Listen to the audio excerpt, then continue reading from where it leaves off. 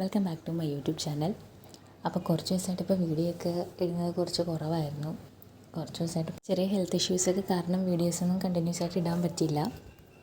പഠനവും കുറച്ചൊരു പുറകോട്ടൊന്ന് പോയി. എന്താണെന്ന് വെച്ചാൽ പനിയും അല്ലാത്ത ചില ഇഷ്യൂസൊക്കെ കാരണം അങ്ങനെ കുറച്ച് ബുദ്ധിമുട്ടൊക്കെ ആയിരുന്നു. അപ്പോൾ ഇനി നമുക്ക് സ്ലോലി പോകാനായിട്ട് ഒട്ടും സമയമൊന്നുമില്ല. അപ്പോൾ നമുക്കിനി ഒരു ഫാസ്റ്റായിട്ടുള്ളൊരു എഫക്റ്റീവായിട്ട് സിസ്റ്റമാറ്റിക് ആയിട്ടുള്ളൊരു പഠനമാണ് ഇനി വേണ്ടത്. 10th പ്രിലിംസിൻ്റെ റിസൾട്ടൊക്കെ വന്നപ്പോൾ അതിൽ ഉൾപ്പെട്ടവർ സമഗ്രമായിട്ടൊരു സ്റ്റഡിയൊക്കെ തുടങ്ങിയിട്ടുണ്ട്. അപ്പോൾ നമുക്ക് ഒട്ടും സമയമില്ല. എക്സാം അടുത്ത മാസമാണ്. അപ്പോൾ എന്താണെന്ന് വെച്ചാൽ നമ്മൾ പഠിക്കേണ്ട കാര്യങ്ങൾ വ്യക്തമായിട്ട് കറണ്ട് അഫയേഴ്സൊക്കെ നമ്മൾ വളരെ ഇമ്പോർട്ടൻ്റ് ആയിട്ട് നോക്കേണ്ട ഒരു ഏരിയയാണ്.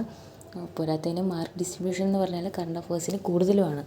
അപ്പോൾ മറ്റ് ഏരിയാസ് പോലെയല്ല. കറണ്ട് അഫയേഴ്സ് എന്ന് പറഞ്ഞാൽ നമ്മൾ കറക്റ്റായിട്ട് പഠിക്കേണ്ട പോലെ പഠിച്ചു കഴിഞ്ഞാൽ നമുക്ക് അത്യാവശ്യം നല്ല രീതിയിൽ മാർക്ക് സ്കോർ ചെയ്യാൻ പറ്റുന്ന ഒരു ഏരിയ തന്നെയാണ് കറണ്ട് അഫയേഴ്സ് എന്ന് പറഞ്ഞാൽ. ഇപ്പോൾ ഒരുപാട് പഴയതിലോട്ട് പോയില്ലെങ്കിലും 2024, 25 ഇപ്പോൾ വരെ ഉള്ളത് ഇമ്പോർട്ടൻ്റ് ആയിട്ട് പഠിക്കണം.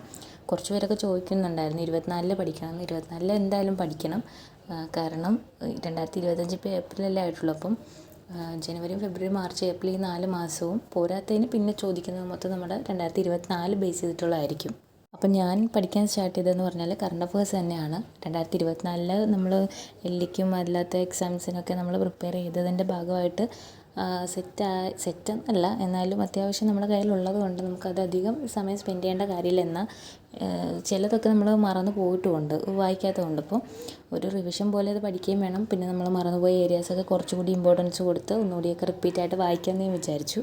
അപ്പോൾ അതിന് വേണ്ടിയിട്ട് ഞാൻ തന്നെ ഒരു ടൈം ടേബിൾ എനിക്ക് വേണ്ടി സെറ്റ് ചെയ്ത് ഞാൻ ഉദ്ദേശിക്കുന്നത് ഇങ്ങനെയാണ്. ഇപ്പം ഇന്ന് 2 മാസത്തെ നോക്കുകയാണെങ്കിൽ, ജനുവരി, ഫെബ്രുവരി 2 മാസത്തെ നോക്കുകയാണെന്നുണ്ടെങ്കിൽ അടുത്തൊരു ദിവസം ഗ്യാപ്പ് ഇട്ടുകൊണ്ട് അതിൻ്റെ അടുത്ത ദിവസം അടുത്ത 2 മാസത്തെ, അങ്ങനെ എത്രയും വേഗം 2024, 2025 അല്ല 2024 കറണ്ട് അഫയേഴ്സ് കംപ്ലീറ്റ് ചെയ്യണം എന്നാണ് ഞാനൊരു സിസ്റ്റമാറ്റിക്കായിട്ട് ഞാൻ സെറ്റ് ചെയ്ത് വെച്ചേക്കുന്നത്. ഇപ്പോൾ കറണ്ട് അഫയേഴ്സൊക്കെ നോക്കുന്നവരോട് എനിക്ക് പറയാനുള്ളത്, നിങ്ങളിപ്പോൾ നമ്മുടെ 2025 സ്റ്റാർട്ടായി കുറച്ചായതേ ഉള്ളൂ. കുറച്ചൊന്നല്ല, ഏപ്രിൽ ഒരു 4 മാസം ആയതേ ഉള്ളൂ. അപ്പോൾ പെൻഡിങ് ഇട്ട് വെക്കരുത്. അത് വലിയ ബുദ്ധിമുട്ടായിരിക്കും നമുക്ക്. അവസാനമാകുമ്പോൾ നമുക്ക് ടെൻഷനായിരിക്കും ഇതെങ്ങനെ തീർക്കുമെന്ന് ഓർത്തിട്ട്. അപ്പോൾ നമുക്ക് ഡെയിലിയോ അല്ലെങ്കിൽ ആഴ്ചയിലോ നമുക്ക് കറണ്ട് അഫയേഴ്സ് കറക്റ്റ് ചെയ്ത് പോകാൻ പറ്റിയില്ലെന്നുണ്ടെങ്കിലും നമ്മളൊരു മാസത്തെയെങ്കിലും, ഒരു മാസം ലാസ്റ്റ് ആകുമ്പോഴേക്കും എങ്ങനെയെങ്കിലും നമ്മളൊരു മാസത്തെ കറണ്ട് അഫയേഴ്സ് തീർത്തിട്ട് അടുത്ത മാസത്തെ സ്റ്റാർട്ട് ചെയ്യണം. അങ്ങനെ പഠിച്ചാലേ നമുക്ക് എക്സാമിൻ്റെ സമയമാകുമ്പോഴേക്കും വലിയ ടെൻഷനില്ലാതെ നമുക്ക് സെറ്റ് ചെയ്ത് വെക്കാൻ പറ്റത്തുള്ളൂ. ഇല്ലെന്നുണ്ടെങ്കിൽ നമുക്ക് ആദ്യവും ഇല്ല കറണ്ട് അഫയേഴ്സിൻ്റെ, അവസാനവും ഇല്ല, പ്രീവിയസ് ആയിട്ട് വന്ന ക്വസ്റ്റ്യനും കിട്ടാതെ, അങ്ങനത്തെ ഒരു അവസ്ഥയാണ്. അപ്പോൾ ശരിക്കും കറണ്ട് അഫയേഴ്സ് പഠിക്കേണ്ടത് നമ്മൾ ആ ഓർഡറിൽ ഇപ്പോൾ ഒരു മാസത്തിൻ്റെ അവസാനമെങ്കിലും നമ്മളൊരു മാസത്തെ കറണ്ട് അഫയേഴ്സ് തീർത്തിട്ട് റിവിഷൻ എന്ന് പറഞ്ഞാൽ ജസ്റ്റ് വായിച്ച് വിട്ടാലും മതിയാകും. അങ്ങനെ റിവിഷൻ കൊടുത്താൽ മാത്രമേ നമുക്ക് ലാസ്റ്റ് എക്സാമിൻ്റെ സമയമാകുമ്പോൾ ആ ഷോട്ടും കാര്യങ്ങളൊക്കെ പല നമ്മുടെ ടെലിഗ്രാം ചാനൽസിലൊക്കെ ഇടുമല്ലോ, അപ്പോൾ അതൊക്കെ എടുത്തിട്ട് നമുക്ക് വായിക്കാനുള്ള ടൈം കിട്ടത്തുള്ളൂ. ഇപ്പോൾ കറണ്ട് അഫയേഴ്സ് ഞാൻ പഠിക്കുന്നത് എങ്ങനെയാണെന്ന് വെച്ചാൽ, കുറേ കാര്യങ്ങളൊക്കെ ഞാൻ കാണാപ്പാടമൊന്നും പഠിക്കാൻ നിൽക്കാറില്ല. എന്താണെന്ന് വെച്ചാൽ നമ്മളിപ്പോൾ ഒരു കാര്യം പഠിക്കുമ്പോൾ ഇപ്പോൾ പ്രധാനമന്ത്രിമാരുടെ, രാജ്യങ്ങളിലെ പ്രധാനമന്ത്രിമാരല്ലേ, പ്രസിഡൻറ്റ്, അങ്ങനെയുള്ള ആൾക്കാരുടെയൊക്കെ പേരാണെങ്കിൽ എന്തെങ്കിലും കീവേഡൊക്കെ ഓർത്ത് വെച്ച് കണക്ട് ചെയ്ത് വെക്കുകയുള്ളൂ. അപ്പോൾ നമുക്ക് ഓപ്ഷനിൽ നിന്ന് ഉത്തരം എടുക്കാൻ പറ്റും. മറ്റു വിഷയങ്ങളെപ്പോലെ നമ്മൾ കാണാപ്പാഠം പഠിക്കേണ്ട കാര്യമില്ല. ഓപ്ഷനിൽ നിന്ന് നമുക്ക് എന്തായാലും ആൻസർ അവിടെ നിന്ന് എടുക്കാൻ പറ്റും. അപ്പോൾ നമ്മൾ അതനുസരിച്ച് കറണ്ട് അഫയേഴ്സ് ഒരുപാട് കാണാപ്പാഠം പഠിക്കാൻ നിൽക്കരുത്. നമ്മൾ എക്സാംസിന് പോകുമ്പോഴേക്കും കറണ്ട് അഫയേഴ്സ് നമ്മുടെ കയ്യിൽ കറക്റ്റായിട്ട് നമ്മൾ സെറ്റ് ചെയ്ത് വെച്ചിട്ടുണ്ട് എന്നൊരു തോന്നലിൽ തന്നെ എക്സാം എഴുതാൻ പോകുമ്പോൾ അത് നമുക്ക് എക്സാമിൻ്റെ സമയത്ത് വരുന്നൊരു കോൺഫിഡൻസ് എന്ന് പറഞ്ഞാൽ അത് ഭയങ്കര വലുതാണ്. കറണ്ട് അഫയേഴ്സ് പഠിക്കാൻ ഞാൻ വിക്കിപീഡിയയുടെ പ്രിൻറ്റും കാര്യങ്ങളൊക്കെയാണ് ഉപയോഗിക്കുന്നത്. പിന്നെ ആ സമയമാകുമ്പോൾ, എക്സാമിൻ്റെ സമയമാകുമ്പോൾ അവരെ ഷോട്ടെന്ന് പറഞ്ഞിട്ട് പ്രീവിയസ് ആയിട്ട് അടുത്ത കാലങ്ങളിൽ ചോദിച്ച കുറേ ക്വസ്റ്റ്യൻസ്, അതുപോലെ ഇമ്പോർട്ടൻ്റ് ആയിട്ടുള്ളതും കൂടുതൽ പ്രാധാന്യമുള്ള അങ്ങനെയുള്ള കുറച്ച് കാര്യങ്ങളൊക്കെ ഉൾപ്പെടുത്തിക്കൊണ്ട് ഷോട്ടെന്ന് പറഞ്ഞിട്ട് പ്രിൻറ്റ് വിടും.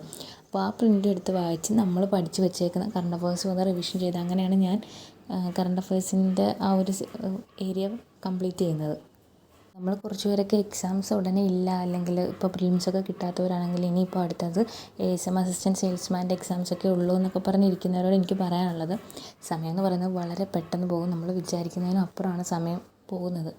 അപ്പോൾ നമ്മൾ നാളെ ആവട്ടെ എന്നും പറഞ്ഞ് ഇരുന്ന് കഴിഞ്ഞാൽ നമുക്കൊരു പോർഷനും കംപ്ലീറ്റ് ചെയ്യാനുള്ള സമയം കിട്ടത്തില്ല ലാസ്റ്റ്. പിന്നെ ലാസ്റ്റ് നമുക്ക് പഠിക്കാനും പറ്റില്ല, ടെൻഷനുമായി മൊത്തത്തിൽ ഒരു അവിയൽ പരിവായി പോകും.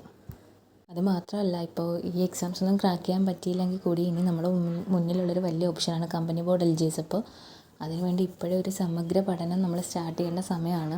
എങ്കിൽ മാത്രമേ, കോമ്പറ്റീഷൻ അത്രത്തോളം ആണല്ലോ, അപ്പം എത്രത്തോളം നമ്മൾ മുന്നേ സ്റ്റാർട്ട് ചെയ്യുന്നോ അതിനുവേണ്ടി പ്രിപ്പയർ ചെയ്യുന്നോ അത്രത്തോളം നമുക്കത് ബെനിഫിറ്റാണ്. ആ ലാസ്റ്റ് സമയമാകുമ്പോഴേക്കും നമ്മൾ ഒരുപാട് ഉറക്കം ഉളച്ചിരുന്ന് പഠിക്കേണ്ട ഒരു സാഹചര്യം വരത്തില്ല. കാരണം നമ്മൾ PSC പഠിക്കുന്ന ആൾക്കാർ ഉറക്കം ഉളച്ചിരുന്ന് പഠിക്കണമെന്ന് നിർബന്ധമൊന്നുമില്ല. നമ്മൾ കുറച്ച് നേരത്തെയൊക്കെ പഠനം തുടങ്ങുകയാണെന്നുണ്ടെങ്കിൽ നമുക്ക് അധികം സ്ട്രെയിൻ ഇല്ലാതെ നമുക്ക് നമ്മൾ വിചാരിക്കുന്ന ടോപ്പിക്കൊക്കെ കംപ്ലീറ്റ് ചെയ്യാൻ പറ്റും. പിന്നെ PSC പഠിക്കുന്നത് ഉറക്കം ഉളച്ചിരുന്ന് പഠിച്ചാലേ ജോലി കിട്ടൂ എന്നൊന്നുമില്ല. സമയം കിട്ടാത്തവരും അവരുദ്ദേശിക്കുന്ന രീതിയിൽ പോർഷൻസ് കംപ്ലീറ്റ് ചെയ്യാൻ പറ്റാത്തവരൊക്കെയാണ് അങ്ങനെ ഇരുന്നിട്ട് പഠിക്കുന്നതും റിവിഷൻ ചെയ്യുന്നതൊക്കെ. അപ്പോൾ നമുക്ക് വേറെ പണിയൊന്നും ഇല്ലല്ലോ, പഠിച്ചാൽ മാത്രം മതി. അപ്പോൾ നമ്മൾ കുറച്ച് സമയം കൂടുതലെടുത്തിട്ട് ഫ്രീ ആയിട്ട് റിലാക്സ് ആയിട്ട് ഇരുന്നിട്ട് പഠിക്കുക. കോമ്പറ്റീഷൻ അത്രയും ടൈറ്റാണ്. അപ്പോൾ നമ്മൾ എഫേർട്ട് ഇടേണ്ടത് അത് മനസ്സിലാക്കിയിട്ട് കൂടി ആയിരിക്കണം.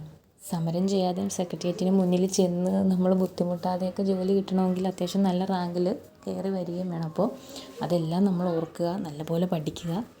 അപ്പോൾ ഇനി വരുന്ന എക്സാംസ് ഏതാണോ അതിൽ ഉറപ്പായിട്ടും നമ്മുടെ പേരുണ്ടാകും, നമ്മൾ ലിസ്റ്റിൽ ഉൾപ്പെടും, ജോലി കിട്ടും എന്ന ഒരു ചിന്തയോടും മനസ്സോടും കൂടിയൊക്കെ ഇരുന്ന് എല്ലാവരും പഠിക്കുക.